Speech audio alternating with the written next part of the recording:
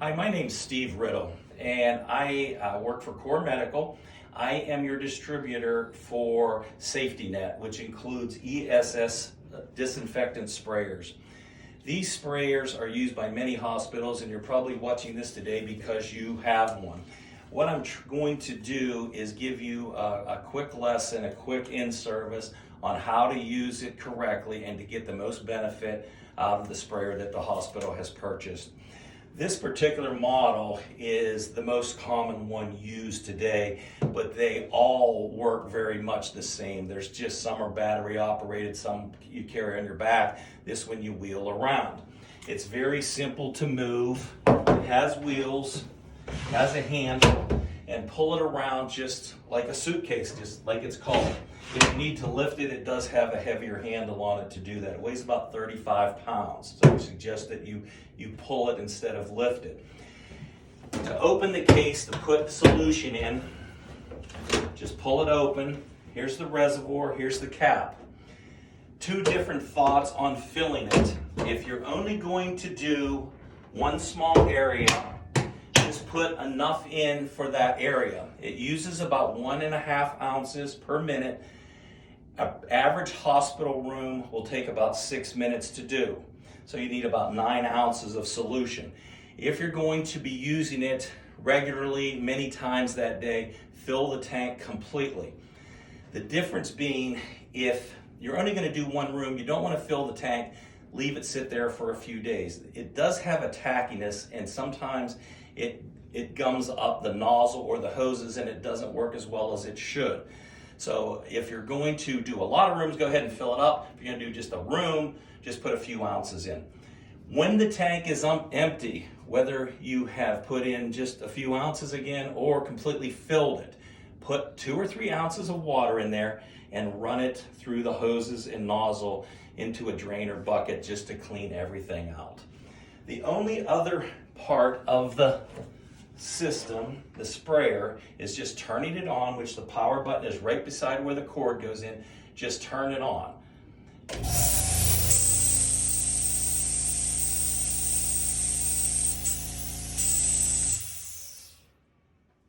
If you don't immediately have spray coming out, hold the trigger for just a few seconds and the hoses will fill and it will start to dispense spray.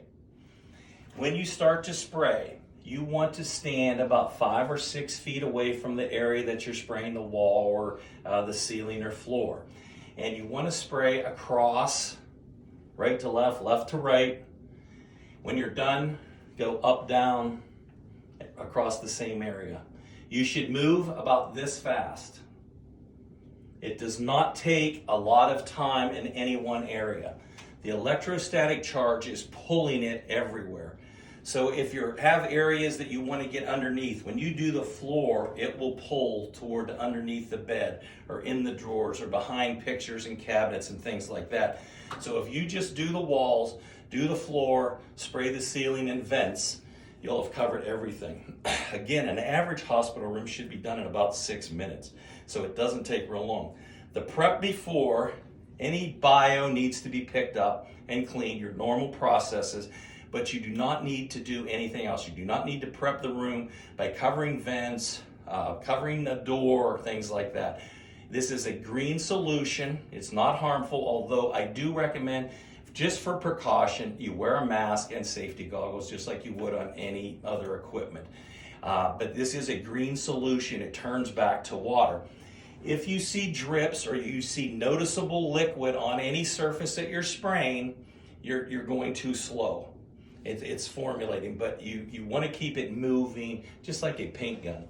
You can spray your electronics. You do not need to cover those. Anything in the room is fine.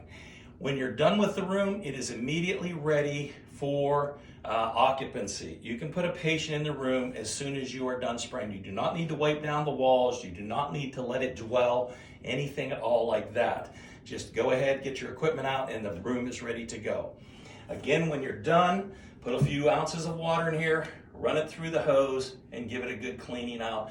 I say that twice because that is probably The biggest problem that people have is not cleaning it out. The next time they go to use it, it's spraying a little funny, or it's leaking, or it won't blow any solution out. And that's generally just because it didn't get cleaned before. The hoses do come off. I don't really see a need to take them off. Just hang them up, protect the gun so that you don't harm it. But the hoses can stay right on. The gun does need to be charged. You have a charger. It's a trickle charger. You can leave it on all the time until you're ready for use. Unplug it, and you'll know that your gun is completely charged. Again, if you have any questions, never hesitate to call me at 412-860-1126. Thank you.